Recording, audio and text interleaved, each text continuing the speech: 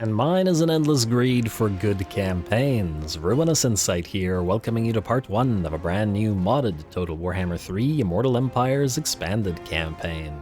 Chosen by community vote, SFO Grimhammer 3 Chaos Dwarfs, led by a Chaos Dwarf that needs no introduction, some guy. More specifically, Abnagg Hellbeard, which leads the Labourfleet of Uzkulak all the way out here in the Zarmuda Triangle. This will be a minor faction campaign, far from the dark lands that the Chaos Dwarfs call home, and instead off the coast of LUSTRIA, with one simple goal: find regular dwarfs, force them into an alliance, and create mixed dwarf and chaos dwarf armies.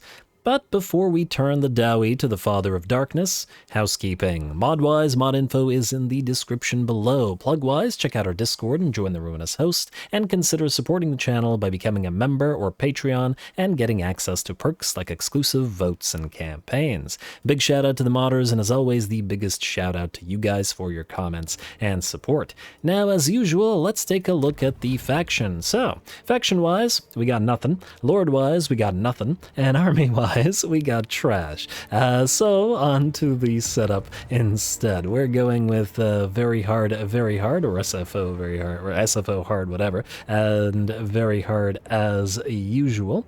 And the AI stats modifier dialed up all the way to the max.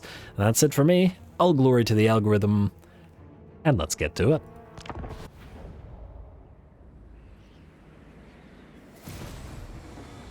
Alrighty, here we go. Abnagg Hellbeard's pirates at the Zarmuda Triangle, and we have no little army outside, so I guess we're supposed to go after the islands. I mean, it's not a modded faction, it's a minor faction, so that's what we'll do. And before we make a landfall at Lustria, I take it. Usually at the start of these, there's a how they play thing, but I noticed that this is missing, again, probably because it's a minor faction, so I guess briefly from what I can recall, in addition to the standard gold, we have to, as Chaos Dwarfs, manage a bunch of additional currencies. We got labor, we got raw materials, we got armaments, and we got conclave influence as well. Most of these are to build stuff. Conclave influence will unlock faction-wide buffs in the Tower of Jar once it's unlocked. We've also got the Hellforge to increase the numbers or capacities of the units that we can use, as well as give them various kinds of rather strong buffs in the manufactory. And then, where is it here? We've got access to the caravan system. So sending caravans out of Jar Nagrun to primarily acquire laborers, but also deliver us items, as I believe these will be useful. And actually, in fact, we should do one right now. We got the Retired Demon Smith, hero capacity +1 for both Centaur Torque and speed for army with 3 blunderbusses versus, 2 Infernal Ironsworn and ward save and replenishment. Yeah, we're going with that one. That's not even a choice. And the first place we'll be going to is Castle Drakenhof. We will not, I think, actually I was about to say we will not sacrifice money for labor, but you know what? Screw it. Immediately get labor and get the presumably regeneration item. Like so. Alright, quick little start. Then we have Abnagg Hellbeard. Out of curiosity, we have the considered trait. Diplomatic relations, +5 with all factions, hero recruit rank. These are great to get for follower lords and recruiter lords and stuff. Not so much for our faction leader, but, well, let's just say the sorcerer prophet, whichever sorcerer prophet is the one that's really in charge. Now, Abnagg, I'm going to want you to move into Zarmuda, or like so. Then, let us grab, well, I guess we could wait a turn or two. We got a Needful Sorcerer Prophet of Fire. Needful is a great one. Magic item drop chance alone is worth it, much less the additional armor and all that stuff. And yeah, it looks like we're going with Needful with Fire. I was looking for Needful of Hush It, but, you know, it works. And rather than immediately recruiting, we're going to switch immediately to Masterful Architects, reduce construction time for all buildings. Then we will save the money and not build anything right now, but build stuff next turn, at one turn.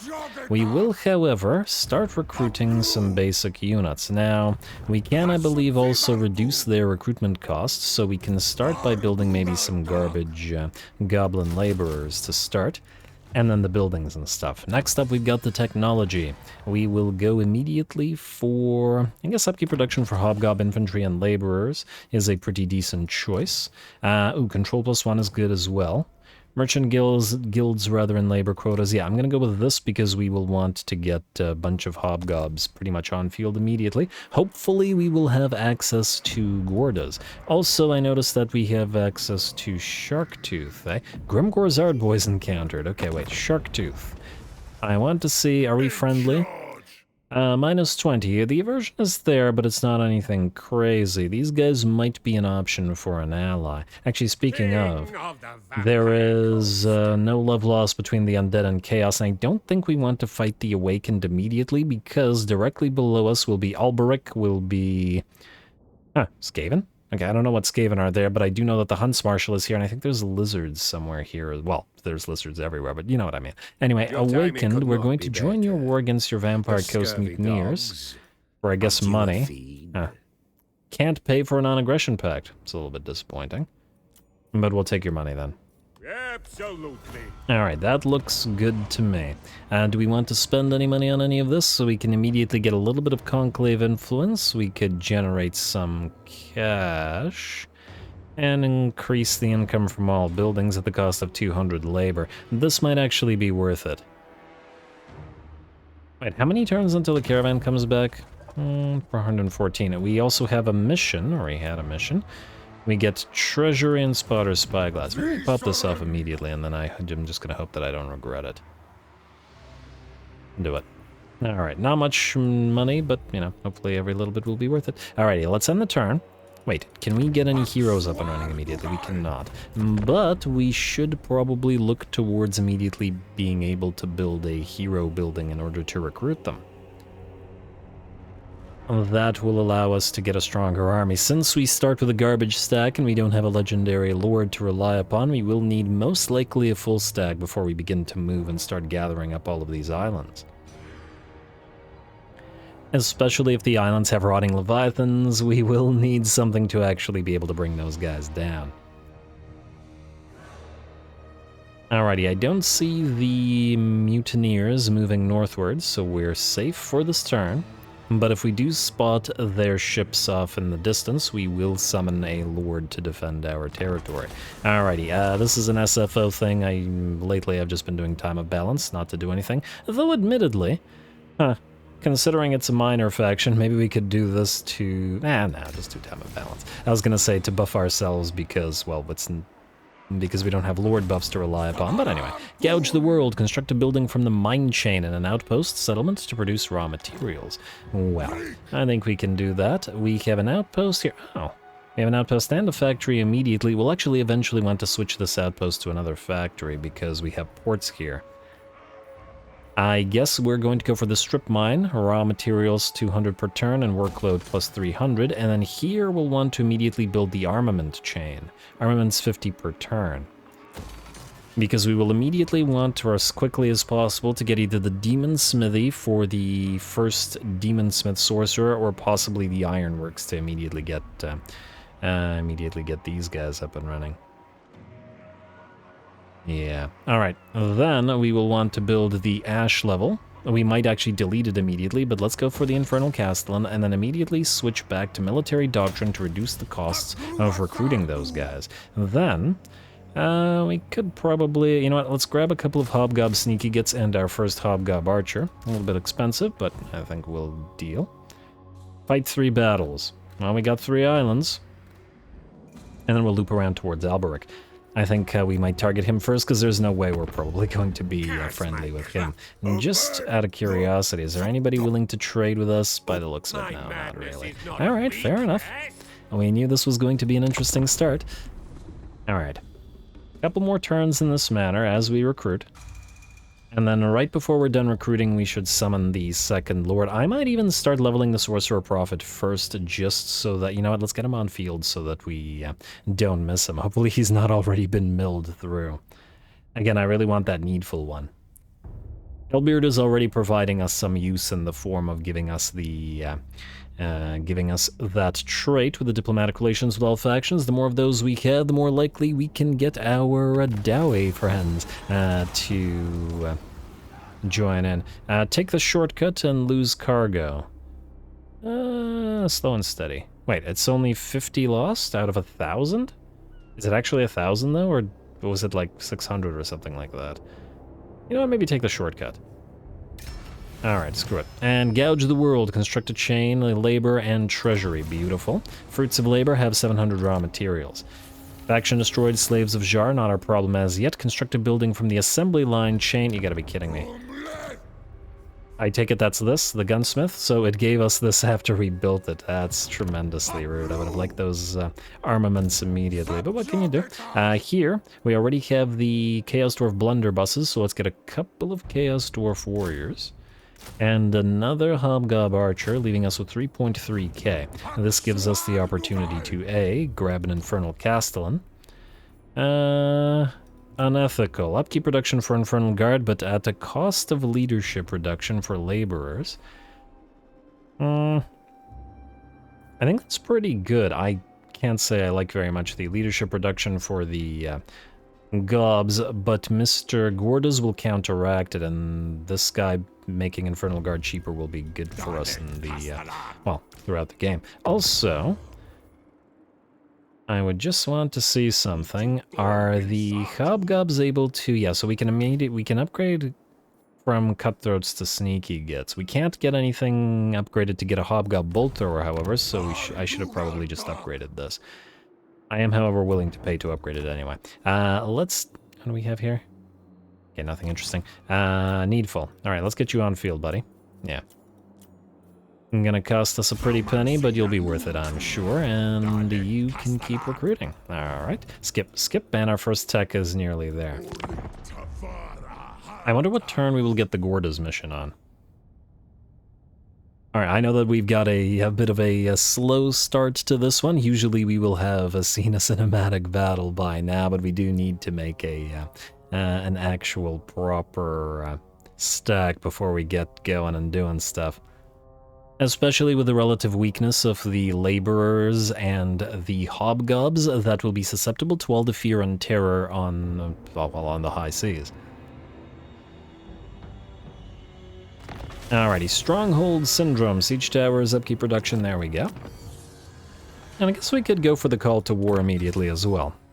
Usually I never bother with the early game sort of buffs for units, as in the military upgrades, but this is one of those early games where I think we will need it. Military Doctrine, you'll be fine. Yeah, okay, let's keep building. Could go for a couple more Hobgob Sneaky Gits, they are really quite nice. Let's do 2 more of these, and let's do 1 Hobgob Archer, which puts us to 19 units, together with Mr. What's your name? Nabonidus the Scourger. Let's get you increased mobility, as we'll want to move to those islands fast, and then you will channel for the turn before taking the army out next turn and moving towards that shipwreck. Alright. I'm reasonably happy with that, and then maybe we'll leave Abnagg to keep recruiting Goblin Laborers as our second sort of mini-stack. Ugh, do we have to delete the Gunsmith in order to complete this? It's so annoying. Ooh. 1 point away from the Conclave influence, that's not so bad, and our armaments are looking okay, so soon we can delete this in order to rebuild it as a... oh, actually, we should probably rebuild the Hobgoblin Bivouacs, because it can't go up higher than this. And we will want some artillery as well, but anyway, skip.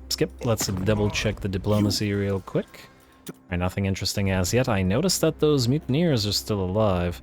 I'd have to try to peace out with them before they take the sunken island of the gods. I was expecting them, admittedly, to pretty much immediately get wiped out. And I'm now kind of regretting declaring war on them. But I suppose it was a little bit of free gold. Alright, in this turn we move. How long have we waited, but it'll hopefully be our first battle, depending on whether this is an actual fight or not. And is this turn 5? Oh, wait, maybe when we unlock the tower is when we get the access to the Gordas.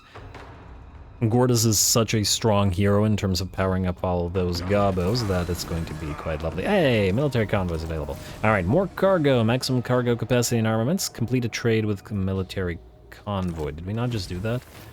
Hey, mutineers are destroyed. Never mind. I unregret my regret. If that made any sense. And there we go. We got the Crown of Skulls. This is why we went there. You, sir. Grab the Crown of Skulls. And then... What is this? Complete a manufactory forgecraft upgrade in Hellforge. Yes. Huh, funnily enough, we could increase the warriors' capacity right now, but War Machines is the best early one because, you know, they're really useful. Anyway, you, take the units. The units. Like so. And let's see if we can get our first fight going. Do we need to do anything else? Well, if we do, I don't know, but we're going. Alright, come on, fight. Yes, explore the island. Beautiful. We've got ourselves, some enemy artillery. That'll be annoying. Hopefully the sneaky gits can take care of that. First cinematic battle, go.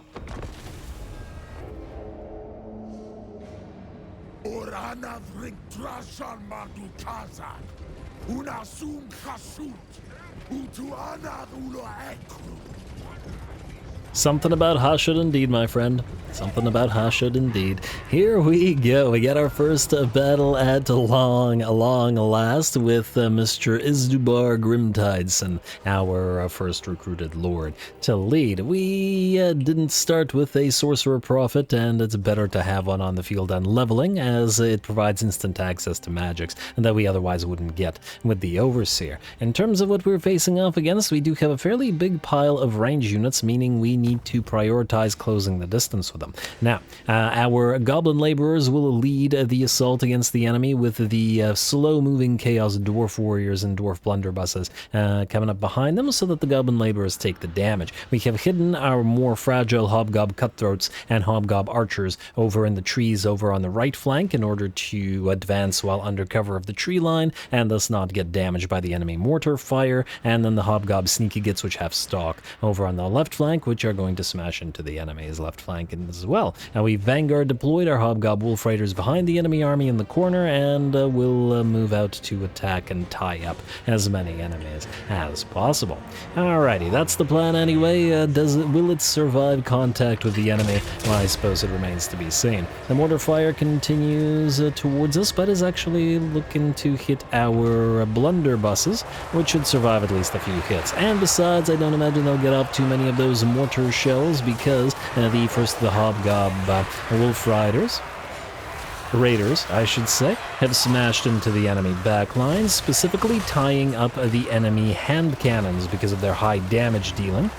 But in doing so also tying up their artillery. The goblin laborers have arrived, and here come the cutthroats to join in. Fortunately, the laborers won't take a crazy amount of damage since the enemy front line is primarily, well, is zombies.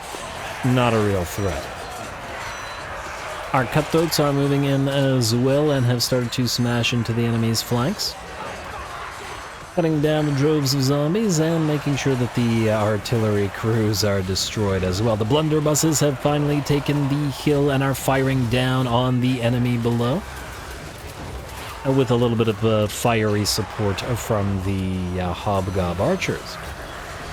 Lovely. And it looks like the enemy lord has moved towards us as well, and we make contact by sending our Castellan as well as our unit of Chaos Dwarf Warriors in tow with our Chaos Sorcerer. Or Sorcerer Prophet, I should say. And the enemy does hit us back with a Tide Call, dishing out about 20% damage to 3 units at once. Solid use of it, but probably the last hurrah of this pile of zombies, as they've got nothing left. The bounce power has shifted to about 95% in our favor. The enemy is completely surrounded from every direction, fiery arrows thunking into dead flesh as the stabbers and the axes of the gobs and the dwarfs cut down the vampires. Or there's only one vampire, and actually there won't be one right about now. There we go. Huh. When did I press to zoom in like that? Weird. Oh. I did not know this hotkey existed. Okay, well, that's good to know for the future. Anyway, just a few more seconds as the last of the enemy zombies drop away. Sorry if that made anybody dizzy. I genuinely didn't know about that hotkey. And I'm actually not entirely sure what it does other than zoom in. Oh, is that maybe the follow camera hotkey? But I didn't have a unit selected as far as I know. But anyway, there we go. With that, our first victory, won by virtue of sheer numbers, but that's something the early game Chaos Dwarfs do quite well.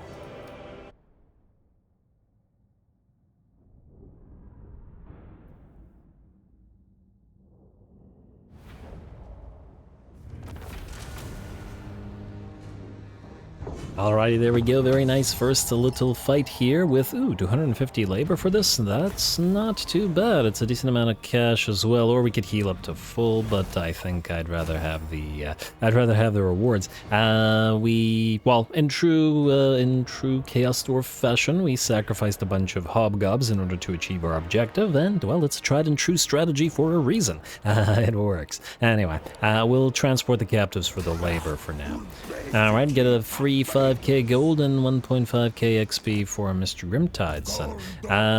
How expensive are these guys? 107 per turn. I'm wondering if it would benefit us to have two sea fleets going at the same time. Frankly, you could reach this mysterious... Oh, they're two mysterious islands. Oh, that's great. You can grab this because mysterious islands aren't battles.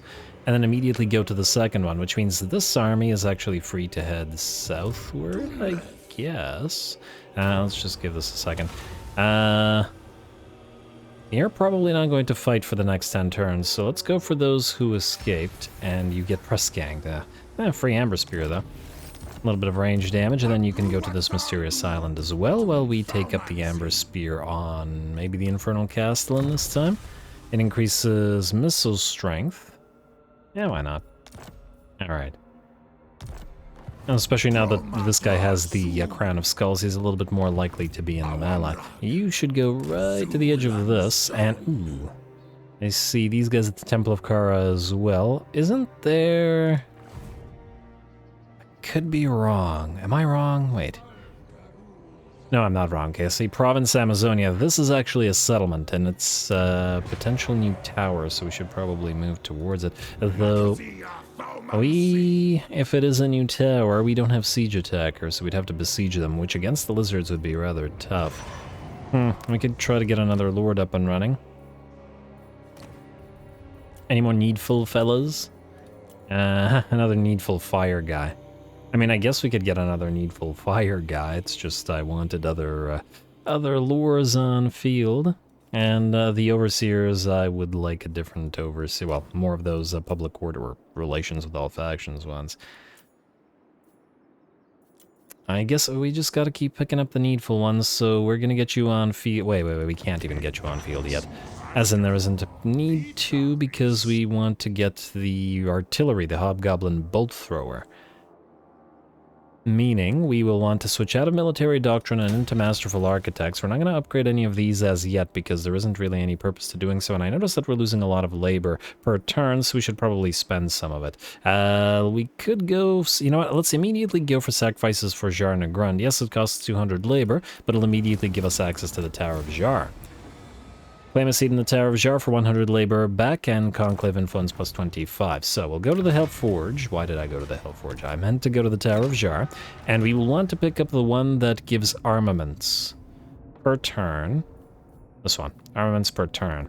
The raw materials per turn one is very decent as well, but that'll be our second one. I like so. Maybe the raw materials per turn first would have been the better choice. I'm not entirely sure, because then, I mean, 4,000 raw materials is a lot to get to. So it's going to probably be a bit until we do. Anyway, with that unlocked, I still say we will want to upgrade this, but next turn, and therefore we'll get the needful guy next turn. We don't need to upgrade you. We could, in theory, upgrade the strip mine to increase the workload and the raw materials per turn, but again, we'd want to do so next turn anyway, so nothing has changed there. Alrighty, diplomacy check before we end the turn. Templehof are dying. Oh, our caravans. Oh, caravans, yes. Military convoy.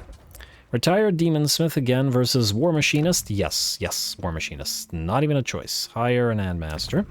We have been to Castle Drakenhof. Now we need either raw materials or... Okay, we're not trading armaments, that's for sure. So either... Yeah, I guess we're going to Goldtooth then. I mean, I guess we could go up to one of these places as well. Trade armaments, Bay of Blades. I I'm gonna start with Greasy. Yeah, let's start with Greasy.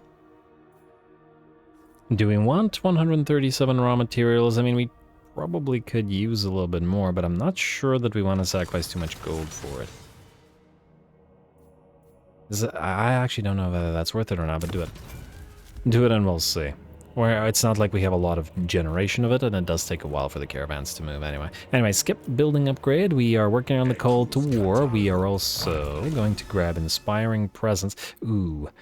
Or do we... You know what? I'd love Inspiring Presence, but we want to grab the Burning Head as fast as possible, so we'll do that.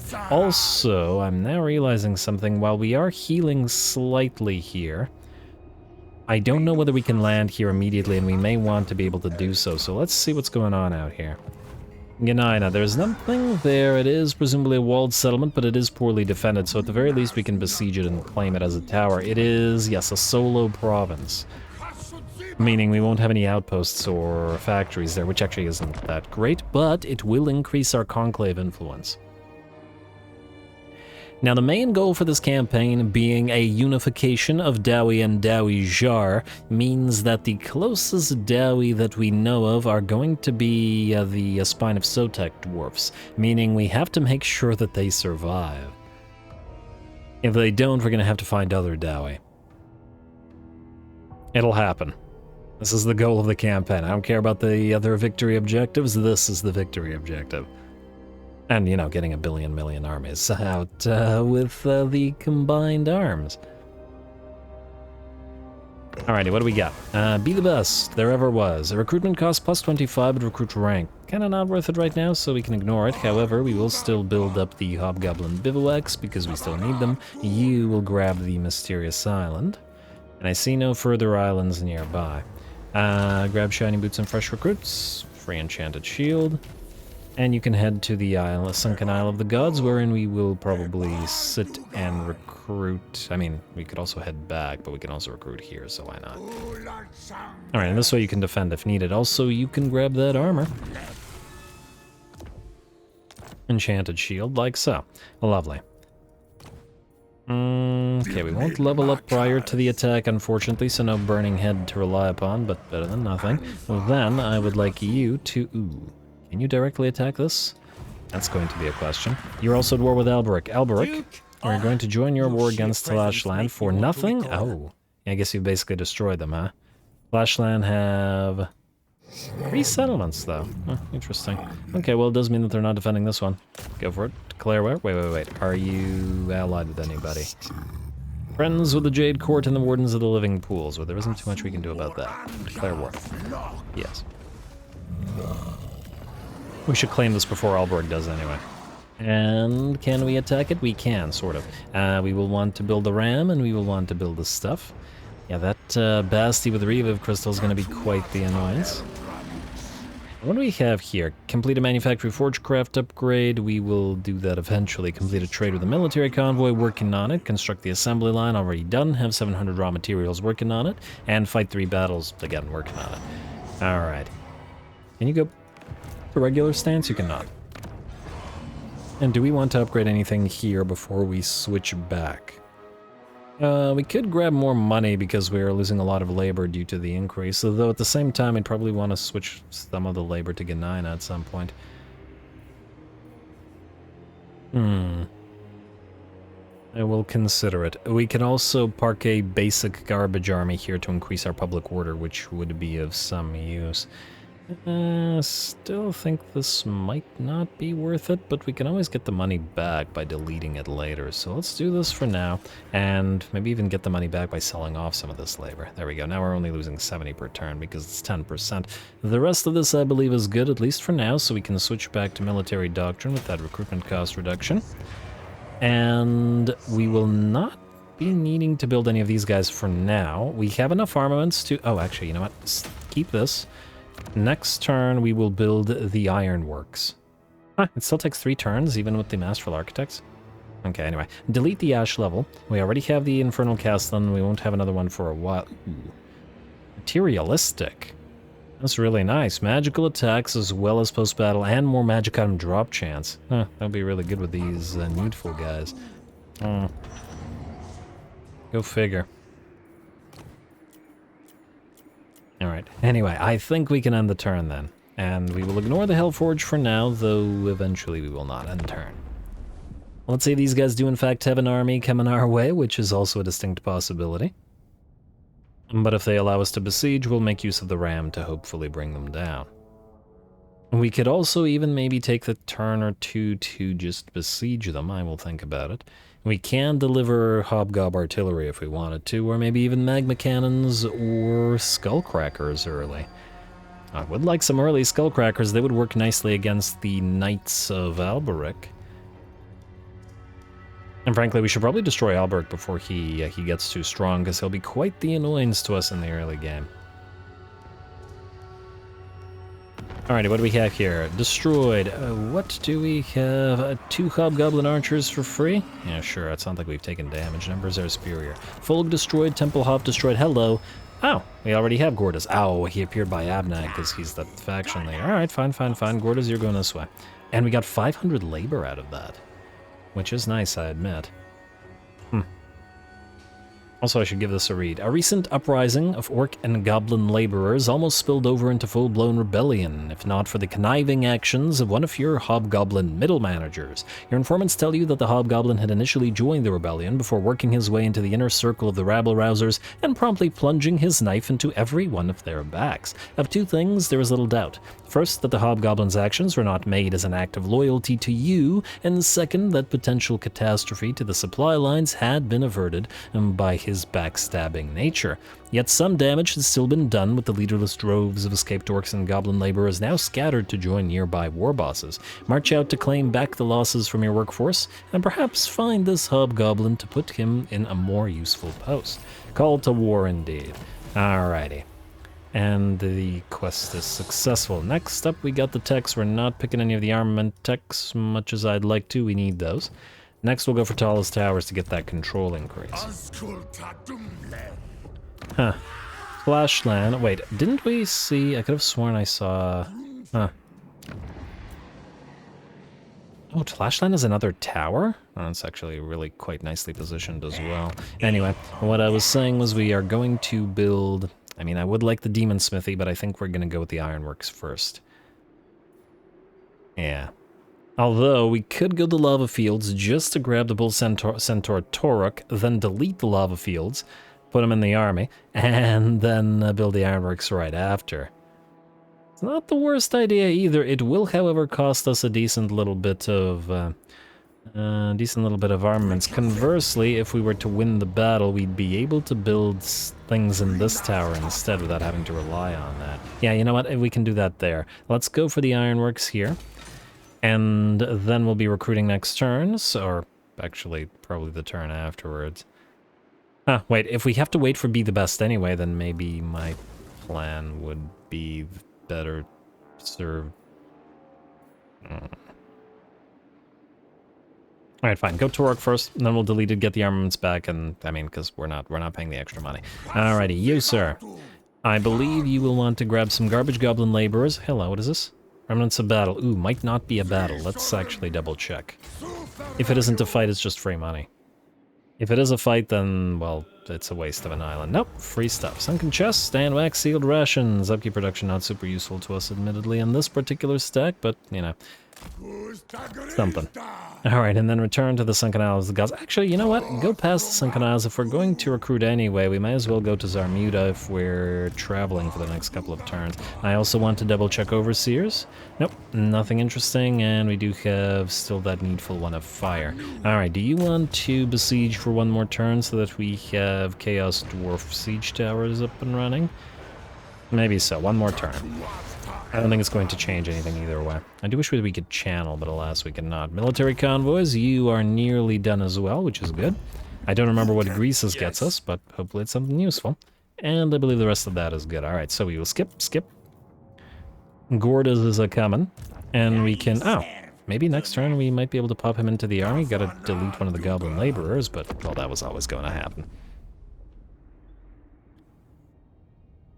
Alright, moment of truth. Will another stack of these guys come out? Will Alberic turn to immediately attack us, or will he take Talashtalan? Or will our plans come to fruition?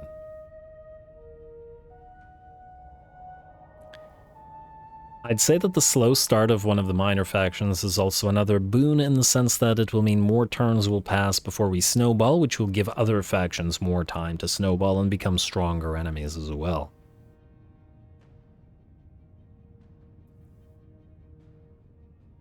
It's the dream, anyway. That's the dream. Alright, and nobody attacks us. Alright, so Ice Court and Druid Enclave have confederated, not our problem. Convoy completed, acquiring Bones of the Maw. Free fire breath, eh? Relatively close distance and a little bit of extra armor. You're both super heavily armored. I'm gonna say put that on the Sorcerer Prophet just because he has to be closer to fire off his ranged attack than the other guy can. Plus, the range is 220 on the Amber Spear, whereas it's only 90 on the Bones of the Maw. Like so. And more cargo and free armaments. Beautiful, beautiful. Then we will go to Zarmuda and immediately get a Bull Centaur Torque of the... Ooh, confrontational. Melee attack, melee defense, 10% weapon strength, and just tanky. Ooh, enables sundering attacks. Now, this is great, however, one of the manufactory upgrades gives us sundering attacks on all of our melee troops, meaning it's not quite as insane. I'm gonna say let's go with the let's go with the confrontational guy. I like this stuff. It's generic, but we'll need a strong fighter to act as the anchor of our melee line. Now that the Centaur Torque is on field, we will get rid of the lava fields, reacquiring 150 of our arms. We'll stay in Masterful Architects for the nonce as well. Gordas, I would like you to try and land, so we will get rid of you, and hopefully we can pop you into the army, and if we can't, I'll just be sad. Alright, go there. And then Abnagg, ooh, I was gonna pop you into Zarmuda, but Gentleman Jenkins would attack you, therefore you will not go there. Ah, Gordas cannot. Tremendously sad. You sure? Double check? Yeah. Maybe you can land at least? No, alright. Well, it is what it is. I will not, however, waste any more time, so we will move you in. And we will start recruiting... I did want some of those goblin... Oh, wait, we gotta wait for the Be the Best to go away. Alright, let's start on some of those goblin laborers. Actually, speaking of labor, let's double check here where we're losing quite a bit, so we could use the additional money. So let's sell off the labor. We could also sell some off for the Conclave influence. Not the worst idea in the world. We could quickly allow us to get the raw materials, which would then pay for itself. Yeah, fine. Sell off for a little bit of influence. Alright. Nearly there. And then, you will level up and then we will strike. Survivalist. That was this turn, right? I think it was this turn. Yes. Actually, if we wait a turn, we could get everybody up there. Damn it. I mean, we can win this. We absolutely can. The main thing that concerns me is whether Alberic is, like, right here to immediately punish us for doing this. Which is a distinct possibility. But we're just gonna have to risk it, I guess. Yeah, go for it.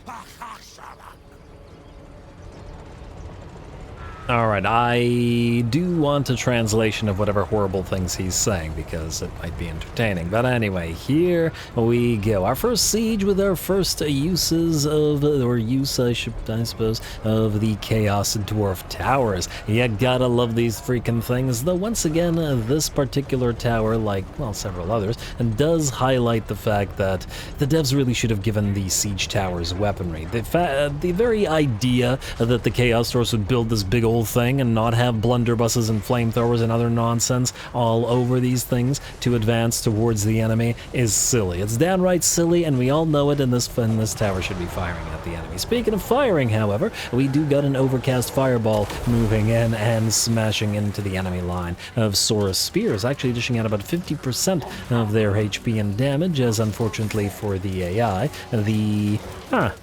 the walls in this particular settlement don't have merlins, and without the defenses of the crenellations, the enemy is not going to be able to block off those fireballs or those arrows. The almost machine-like Saurus may not be quite as intimidated by the sight before them as other factions might be, but you gotta admit that's a scary sight with 4 of the Chaos Dwarf and Siege Towers coming at you while the burning arrows thunk into your face. A good time was had by, well, us. Ooh, and the back of this tower looked great too. Fantastic. Love those towers. Might be my favorite towers of all, but Chaos, generally speaking, just has fantastic towers all around. The undivided Chaos towers look pretty great, too. I like this little ram as well. I'm surprised that this model wasn't recycled to, you know, make tanks or something for these guys. Although I'm willing to bet that some mods do. Once again, a little bit of a shame that some of the Hashut's Legendary Lords has been abandoned by the looks of it for a year or so. But oh well, not a big deal. We'll make our own Hashut's Legendary Lord with Mr. Redbeard. Anyway, the battle continues as we continue softening up the enemy as that are on top of the walls. Besides, we have to wait for our goblin laborers to push that ram towards the enemy gatehouse, which is taking a little bit of time. Fortunately, it does arrive, smashing into the gate before it gets destroyed, and as it does, the enemy decides to send the Bastillodon with Reaver Crystal foolishly to engage our units. I don't know why I decided to do this, but we're certainly going to punish it for it, as all of our range units target the big boy.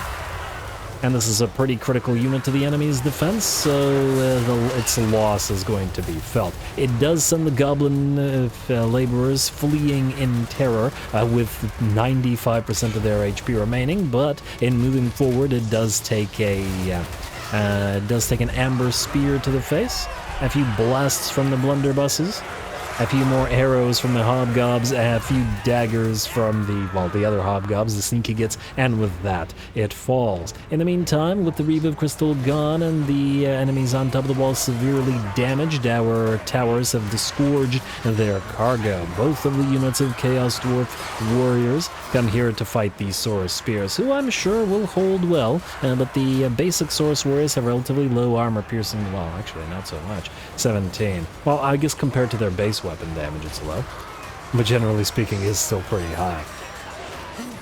In fact, it's higher than ours. But yeah, the weapon strength of Saurus is pretty intense, and that's what makes them good from the very first turn to the very last of any particular campaign. Either way, they have been sufficiently damaged up here that it won't matter how hard they hit, I'd wager. Still trying to make our way through the enemy, into the enemy settlement as we get more and more units to move towards those siege towers. And we will get ready to set our blunderbusses up there to fire down on any enemies below. It looks like the enemy lord has arrived as well. Oh, sorry about the camera jumping up and down. It's just the nature of the wall.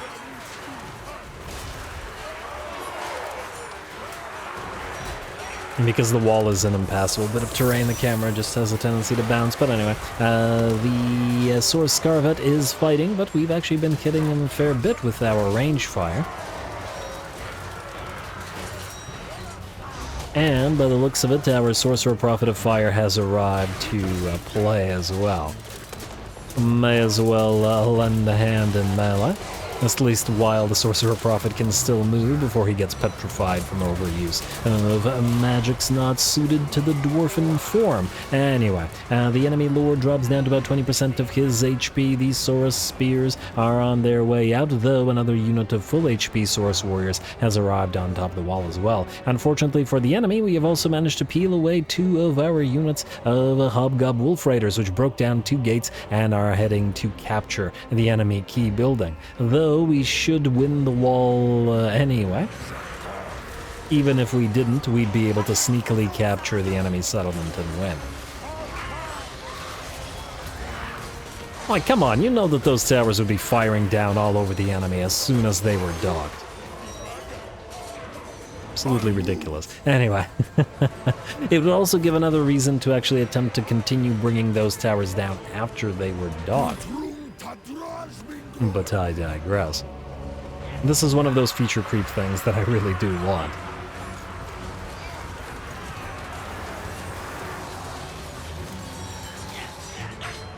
All we can do is hope that by the end of the game's run. But anyway, with that, I do believe these Saurus warriors are done. Way too many units for them to deal with up on the walls. Their lord having been cut down by the Castellan and by our sorcerer prophet. Looks like we're good, and we haven't taken all that much damage either. Beautiful.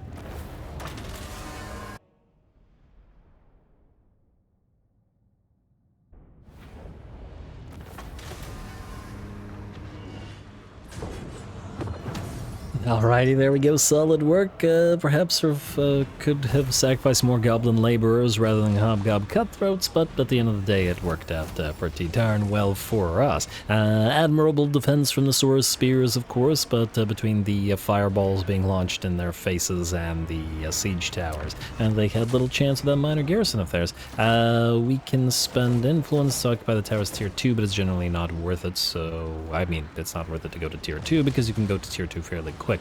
But 3, 4, 5, much more worth it. Occupies tower at tier 1. Like so, and it'll cost us 2,000 to get the ramparts, but our raw materials are flowing nicely now. And we get a free power stone, a free spotter spyglass as well. Frankly, spotter spyglass could maybe go on you for now. And Power Stone is of little use to us, and no ancillaries, but I think Chaos Dwarfs acquire them in other means. Capture 2 provinces, free money. And we will go immediately here to construction reduction, Masterful Architects. Gordas, can you land now? Still not. Damn you, game. Alrighty. Here we will then want to build a Hobgob mustering camp. Oh, wait, actually. Maybe not so much. We could go for money generation or control. I mean, we will want some military structure. I was just thinking we build a Hobgob bivouac here and then wouldn't have to build the Hobgob whatever it's called, bolt thrower here. And oh, good lord, 3.7k to get a single Toruk. That's expensive. Oh, it's because of the extra cost increase as well. I wonder if it's worth it to get one unit of these on field early. Counteract the knights a little bit. Again, of the enemy. Because then, in order to build you, we'd have to stay in lava fields. You know what? I think I'd rather have the war machines early. We'll still probably get some early bull centaurs, but maybe not right now. Anyway, do you need to be repaired? Oh, what do we have here? Furs, recruitment cost for Chaos Dwarf infantry. That's quite interesting. Alrighty, well, we'll build this after the Masterful Architects thing is done. Also, how do you move? Oh. I guess to go to Tlashlan, we'd have to dig. Yes, alrighty, and oh, Alberic is there. I'm not crazy, you're crazy. Alrighty, well, hopefully we can still dig our way there. Next up, we will go for the Burning Head. We're gonna need it. And you're gonna head down there. Would have been nice for you to have a little command squad, but again, I'd rather have the war machines. Is there anything else that we need to do right now? I don't think so. I think we're good. Alright, let's end the turn then. Skip, skip, skip. Oh, convoy. There was something to do. Alrighty, so you're returning to the capital, but you have returned, and we've been to Greasy, we've been to Drakenhof, but I don't want to give up armaments, so we gotta now go somewhere else. Oh, yes, you. Headmaster. I mean, I guess we could go to one of these places, just lower the armaments by a lot. At minimum, we gotta give them 100. No, it's still not worth it. Not yet, anyway. Alright, Convoy. Resilience guy. This is armaments, so good lord, I gotta try to remember where we've gone and where we haven't. Go to Grung's. No, that's armaments. Damn it. Alright, Bay of Blades it is then. I wanted to go to the Orky places first, because they probably aren't going to be super happy with us. You, spend a little bit of that cash to get us a little bit of labor. Like so. And that'll come in handy. We can always sell some of it off if needed. Alrighty. The rest of that I'm happy with, which means it's another end turn. Well, let's see whether Alberic takes Tlashtalan or besieges it, and if he does, how much effort he's going to put into it. As in, if his army is severely damaged, we might be able to capitalize on that. I also have to recall that the Hunts Marshal's defeat trait is ranged-centric, meaning we probably could benefit from it on any army that's going to use a significant amount of I assume just general ranged units? Ah, there we go, Albrecht is besieging them now. I'm interested what his starting army is looking like, though, because admittedly our army isn't very strong. If he's got like a bunch of Knights of the Realm all at once, it's a little iffy, let's say.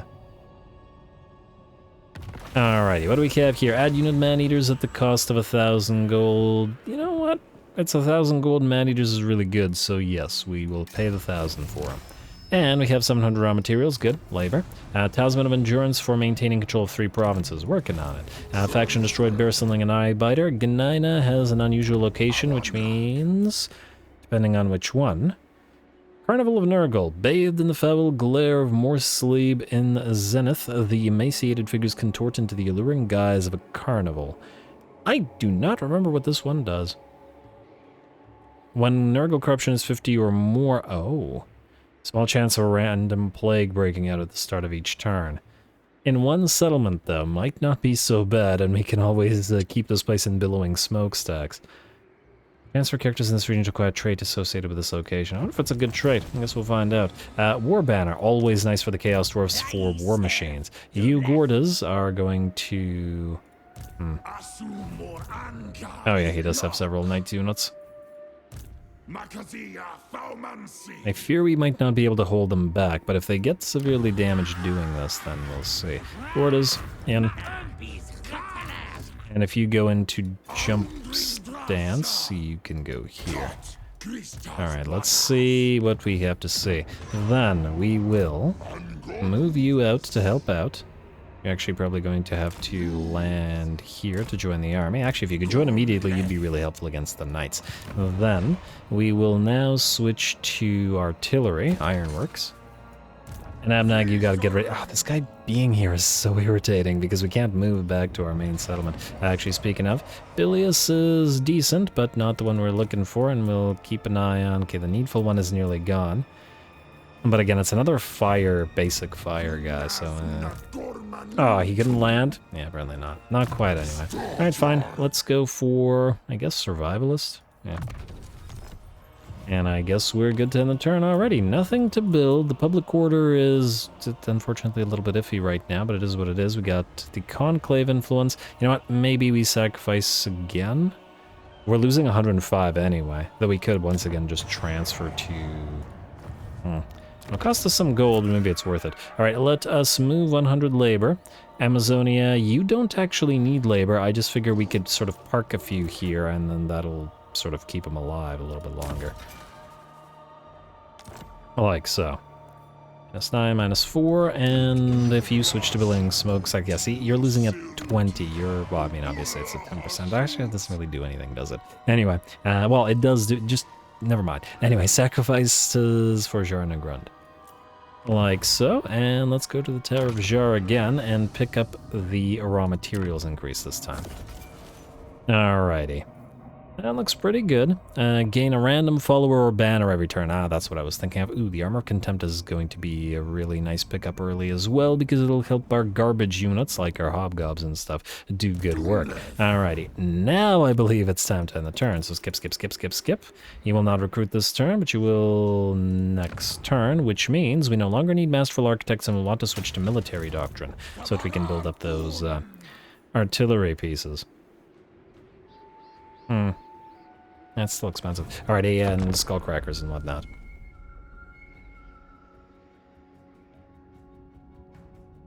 Alrighty, will Alberic take Tlachtlan? I also do wonder whether it might benefit us to briefly peace out with the lizards in order to use their units to reinforce against Alberic's main force. Never mind. Well, that didn't quite work out. I do wonder if the breaches are still there at Tlachtlan as well, however. If the breaches are there, we could potentially immediately attack, but if they're immediately repaired, it is not quite as good, because without artillery, it'll be something of an issue, let's say. Tallest Towers, control +1, new convoy contracts, thank you. There are indeed 5 breaches here. And, oh, they didn't take any damage there. And that's also a bit of a problem. We do have decent amounts of range units, but without siege towers to take advantage of, that will be something of a bigger issue than I'd like. Either way, we wouldn't have time to fight that particular battle in this particular episode because we are out of time. And unfortunately, I am going to call it here. I will, however, probably post the first few episodes of this particular campaign a little bit faster than usual because I'm really feeling the start and I'm really interested to see how this campaign will go. So we will find out what happens next a little bit sooner rather than later. Stay tuned for more Hellbeard. Don't forget to leave those likes and comments below. All glory to the algorithm. And thanks for watching.